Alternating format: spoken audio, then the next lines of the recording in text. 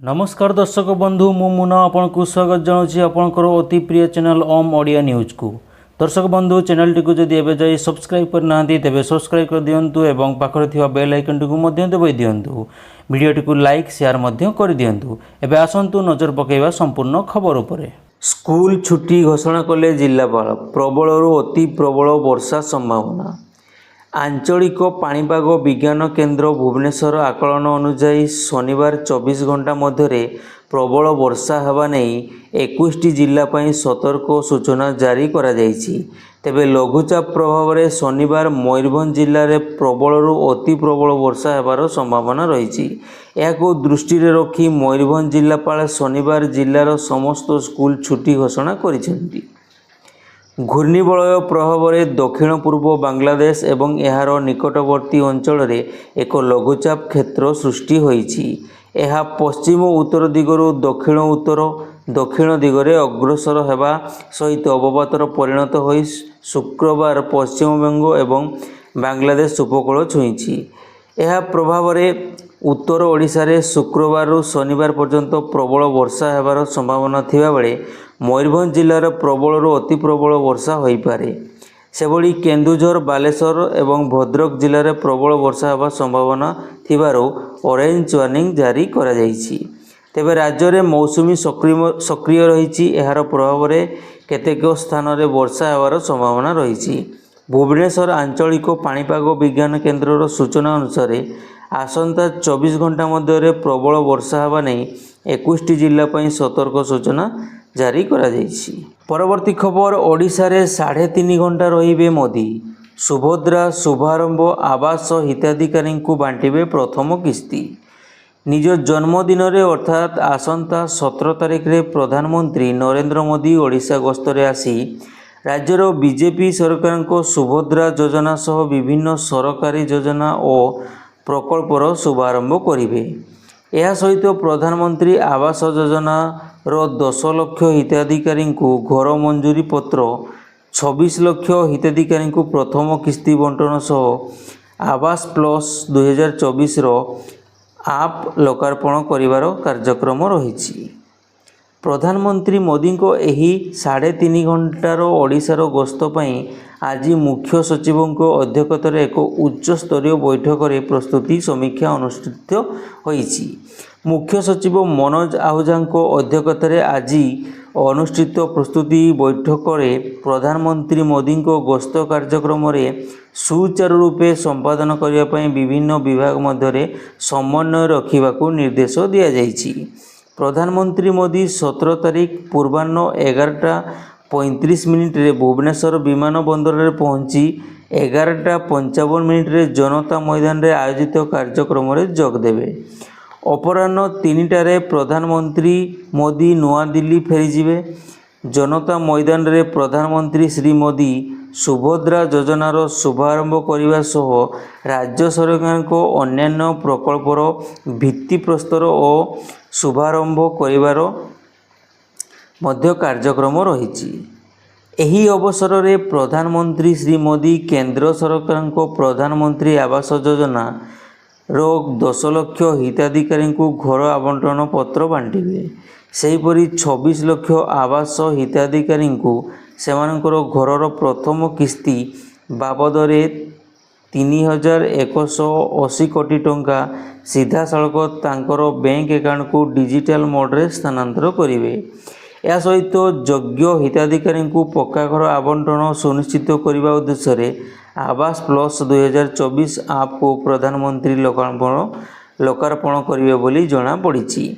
जनता मैदान रे विशाल महिला समावेश प्रधानमंत्री श्री मोदी जोग देवार कार्यक्रम थिबारु सेठारे बसिया यथेष्ट व्यापक चेयर कार्यक्रम स्थल निकट रास्तार विभिन्न स्थान में बहु संख्यक मोबाइल शौचालय बायो टॉयलेट आदि व्यवस्था मुख्य सचिव श्री आहूजा निर्देश देइछन्ति। प्रधानमंत्री को गस्त सुरक्षा व्यवस्था कड़ाकड़ी करने सह प्रधानमंत्री को कार्यक्रम को अधिक लोके जेभली देखिपारे से राजधानी विभिन्न स्थान में व्यापक संख्यक एलईडी लगाई कार्यक्रम सीधा सड़क प्रसारण निमंते निष्पत्ति होईछि। परवर्ती खबर, 3 दिन हेडक्वार्टर छाड़ी पारिबेनी ऑफिसर।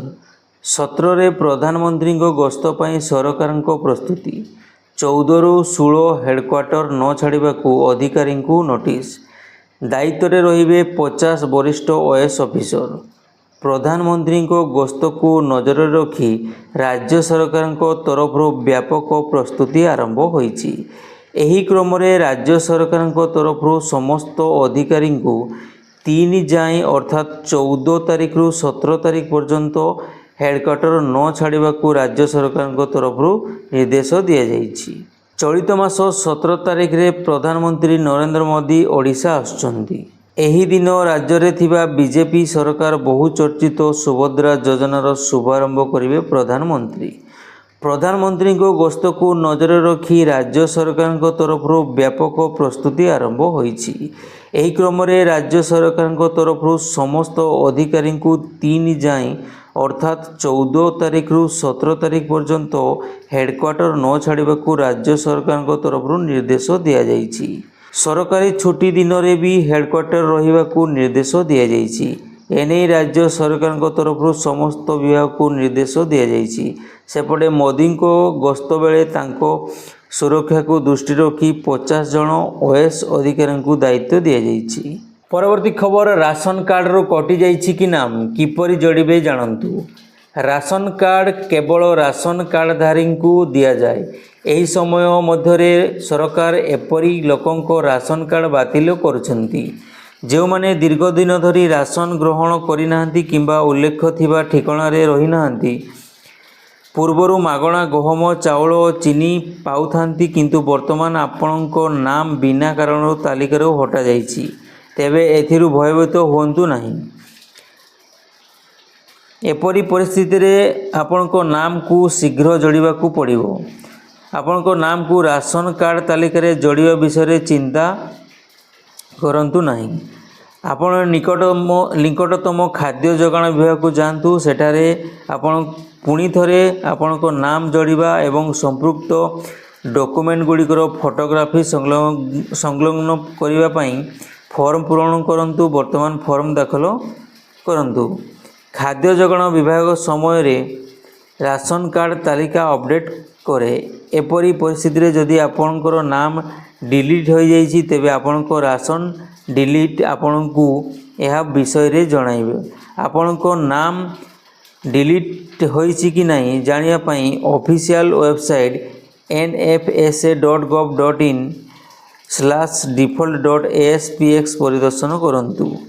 पोर्टाल रे आपण राशन कार्ड रो विकल्प देखंतु। पोर्टाल रे आपण को राज्य पोर्टाल रे थिबा राशन कार्ड विवरणी उपरे क्लिक करिबा को पड़िबो। या परे आपण को राज्य जिला ब्लॉक एवं पंचायत चयन करंतु। या परे आपण को राशन दुकानर नाम दुकानी को नाम एवं राशन कार्ड रो प्रकार चयन करिबा को पड़िबो। एही तालिकाटी आपण को सामना को खोली जिवो। एथिरे आपण को नाम देखि पारिबे। जदि आपण को नाम सेठारे नाही तेबे यह स्पष्ट जे आपण को नामटी कटि जाइछि। परवर्ती खबर अक्टोबर 5 सुधा सबु सहर रास्ता मरामती काम सरिबो। अक्टोबर 5 तारीख सुधा दैत्यनगरी समेत राज्यर सबु सहर रे सरिबो रास्ता मरामती काम। पार्वण को दृष्टि रखी राज्य रे प्रथम थर लगी आज दैत्यनगरी पई बसिथिबा स्वतंत्र बैठक परे एही सूचना दैछंती पूर्त मंत्री पृथ्वीराज हरिचंदन। एथिसह जलबंदी समस्या दूर पई विभागीय अधिकारी को निर्देश दैछंती पूर्तमंत्री पृथ्वीराज हरिचंदन कहिसंती पूर्वरु केबे भुवनेश्वर कटक रास्ता मरामती नहीं समन्वय बैठक बसी नथिला। आम सरकार आसिया परे आज प्रथम थर समन्वय बैठक बसीची। आगको ए धारा जारी रहिबो और रास्ताघाट स्थिति नहीं समीक्षा कराजिबो। पार्वण परे ट्राफिक समस्यार स्थायी प्रतिकार पई बैठक बसिबो।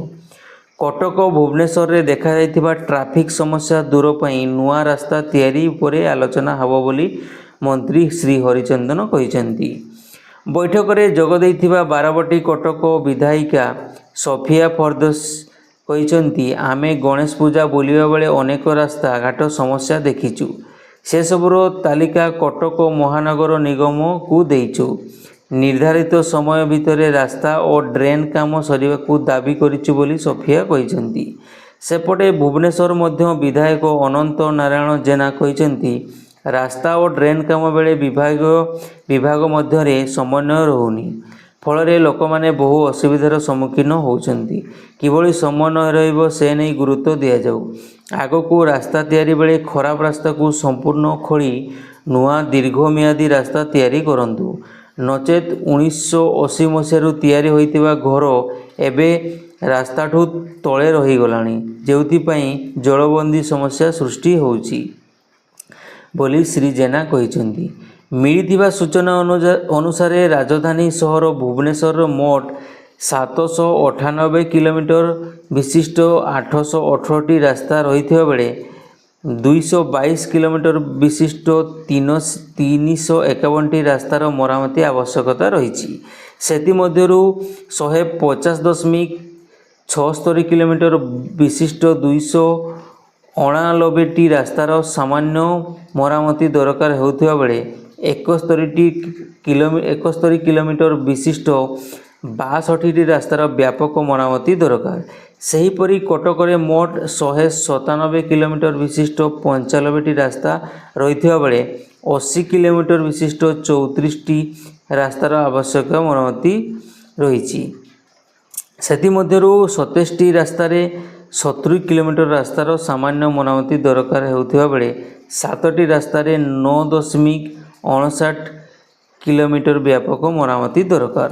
परवर्ती खबर मिलिला जामिन मानिबे शर्त दिल्ली मुख्यमंत्री केजरीवाल को मिलिला शर्तमूलक जामिन प्रदान कले सर्वोच्च न्यायालय।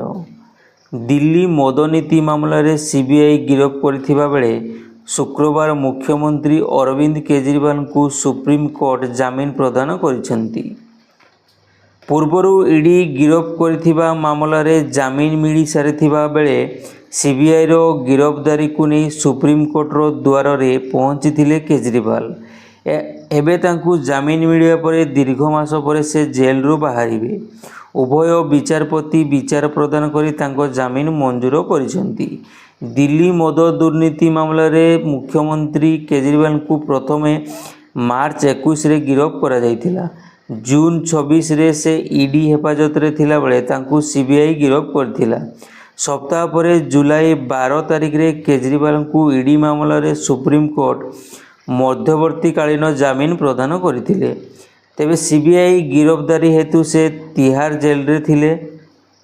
जस्टिस सूर्यकांत एवं जस्टिस उज्जवल भूयां द्वारा गठित एक खंडपीठ रे आज सकाळ समय यही राय प्रकाश पाई।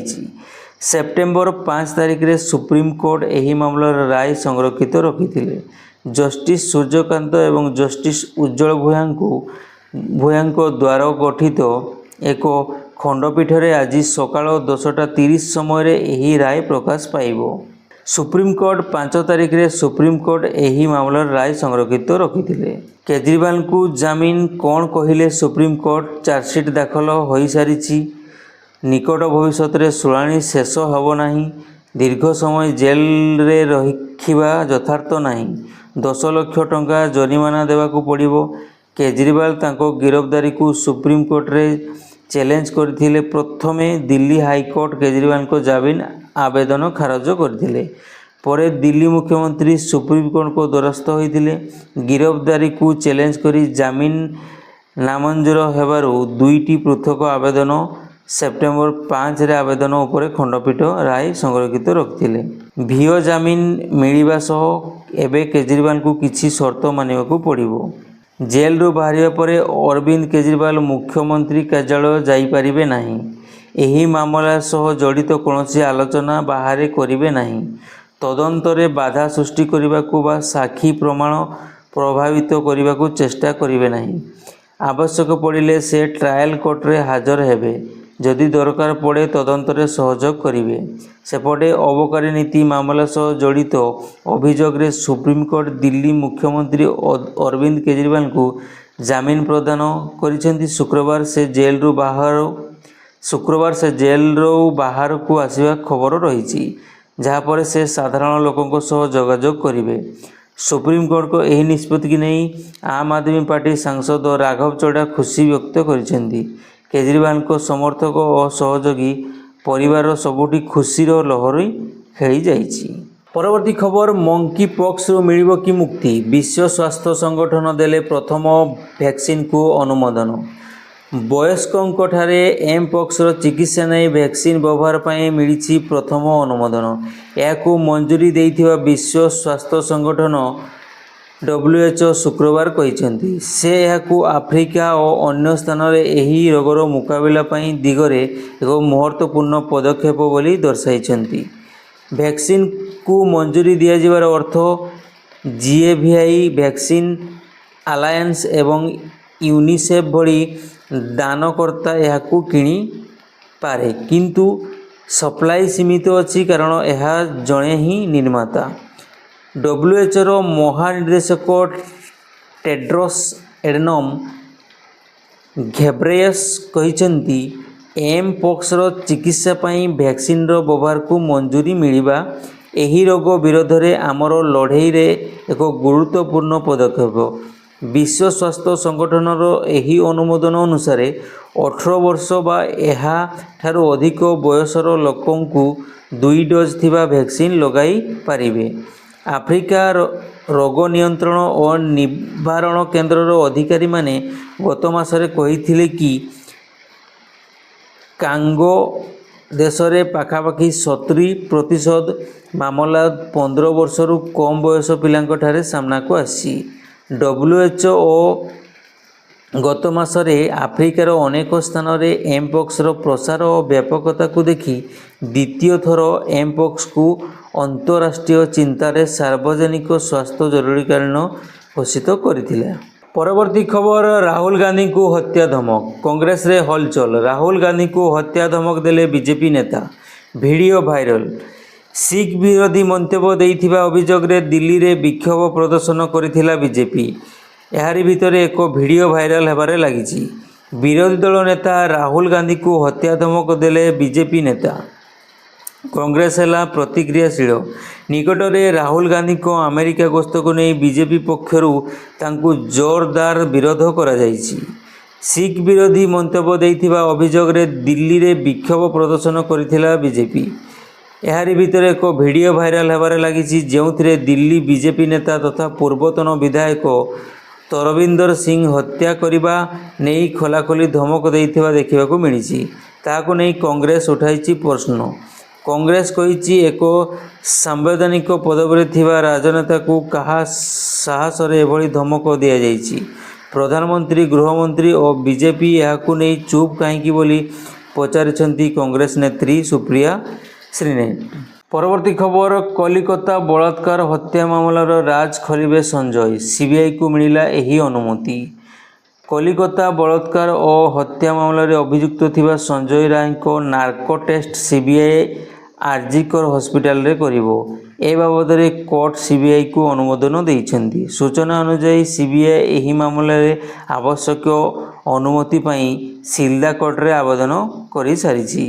ଶୁକ୍ରବାର ସଞ୍ଜୟ ରାୟଙ୍କ ନାର୍କୋ ପରୀକ୍ଷା କରିବାକୁ କୋର୍ଟ ଅନୁମତି ଦେଇଛନ୍ତି। ଏହି ପରୀକ୍ଷା ମାଧ୍ୟମରେ ସିବିଆଇ ଦେଖିବାକୁ ଚାହୁଁଛି ଯେ ନାର୍କୋ ଏବଂ ପଲିଗ୍ରାଫରେ ଅଭିଯୁକ୍ତଙ୍କ ମଧ୍ୟରେ କୌଣସି ମେଳ ଅଛି କି ନାହିଁ। ଏହି ଘଟଣାରେ ସଞ୍ଜୟଙ୍କ ସମ୍ପୃକ୍ତି ସମ୍ପର୍କରେ ଅଧିକାରୀମାନେ ନିଶ୍ଚିତ ହେବାକୁ ଚାହୁଁଛନ୍ତି। ଏମ୍ସ ଏବଂ ବିଶେଷଜ୍ଞଙ୍କ ମତାମତ ପାଇବା ପରେ ଏହାକୁ ବିଶ୍ଳେଷଣ କରାଯିବ। ନାର୍କୋ ପରୀକ୍ଷଣରେ କିଛି ଔଷଧ ଜଣେ ବ୍ୟକ୍ତିଙ୍କୁ ଦିଆଯାଏ, ଯାହାପରେ ବ୍ୟକ୍ତି ଆଂଶିକ ଚେତାଶୂନ୍ୟ ଅବସ୍ଥାକୁ ଚାଲିଯାଇଥାନ୍ତି।